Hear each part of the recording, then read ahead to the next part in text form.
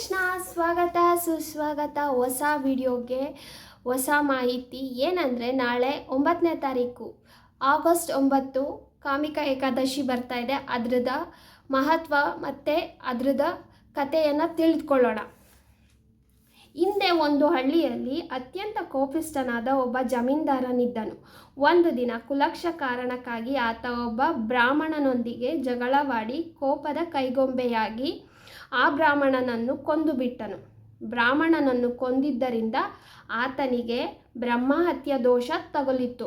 ತನ್ನ ತಪ್ಪಿನ ಅರಿವಾಗಿ ಜಮೀನ್ದಾರನು ಪ್ರಾಯಶ್ಚಿತ್ತ ಮಾಡಿಕೊಳ್ಳಲು ಬಯಸಿ ಬ್ರಾಹ್ಮಣನ ಅಂತ್ಯದಲ್ಲಿ ಪಾಲ್ಗೊಳ್ಳಲು ಹೋದನು. ಆದರೆ ಗ್ರಾಮಸ್ಥರು ಮತ್ತು ಇತರ ಬ್ರಾಹ್ಮಣರು ಆತನನ್ನು ಬಹಿಷ್ಕರಿಸಿ ಅಂತ್ಯಕ್ರಿಯೆಯಲ್ಲಿ ಭಾಗವಹಿಸಲು ಬಿಡಲಿಲ್ಲ.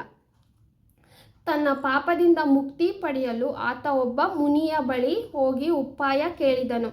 ಆಗ ಆ ಮುನಿಯು, ನೀನು ಶ್ರಾವಣ ಮಾಸದ ಕೃಷ್ಣ ಪಕ್ಷದಲ್ಲಿ ಬರುವ ಕಾಮಿಕ ಏಕಾದಶಿ ವ್ರತವನ್ನು ಶ್ರದ್ಧಾ ಭಕ್ತಿಗಳಿಂದ ಆಚರಿಸು.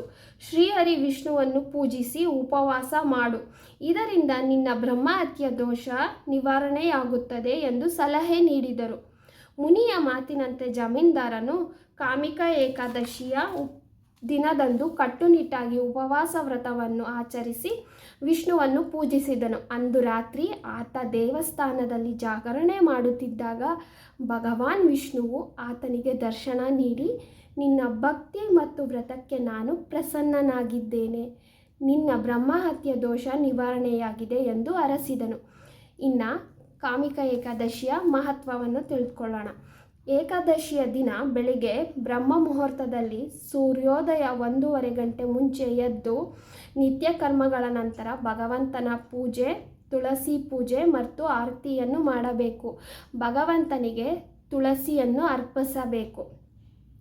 ಭಗವದ್ಗೀತೆ ಹಾಗೂ ಭಾಗವತಂನ ಓದಿ ಕನಿಷ್ಠ 30 ನಿಮಿಷ. ಉಪವಾಸ. ಬ್ರಹ್ಮ ಮುಹೂರ್ತದಲ್ಲಿ ತುಳಸಿ ನೀರನ್ನು ಕುಡಿದು ಸಂಕಲ್ಪ ಮಾಡ್ಕೋಬೇಕು. ನಿರ್ಜಲ ಉಪವಾಸ ಅಂದರೆ ನೀರನ್ನು ಕುಡಿಯದೆ ಉಪವಾಸ ಮಾಡೋದು. ಸಜ್ಜಲ ಉಪವಾಸ ಅಂದರೆ ನೀರು ಕುಡಿದು ಉಪವಾಸ ಮಾಡೋದು. ಸಫಲ ಅಂದರೆ ಹಣ್ಣು ತಿಂದು ಉಪವಾಸ ಮಾಡೋದು. 10ನೇ ತಾರೀಕು ಅಂದರೆ ಮಾರನೇ ದಿನ ಆಗಸ್ಟ್ 10ನೇ ತಾರೀಕು ಪಾರಾಯಣ ಸಮಯ ಬಂದು ಹೀಗಿರುತ್ತೆ. 6:06ರಿಂದ 8:02ರವರೆಗೆ ಪಾರಾಯಣ ಮಾಡ್ಕೋಬೇಕಾಗುತ್ತೆ.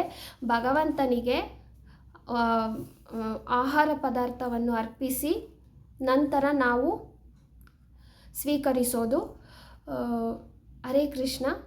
ಲೈಕ್ ಮಾಡಿ, ಶೇರ್ ಮಾಡಿ, ಕಾಮೆಂಟ್ ಮಾಡಿ, ಹಾಗೆ ಸಬ್ಸ್ಕ್ರೈಬ್ ಮಾಡಿ.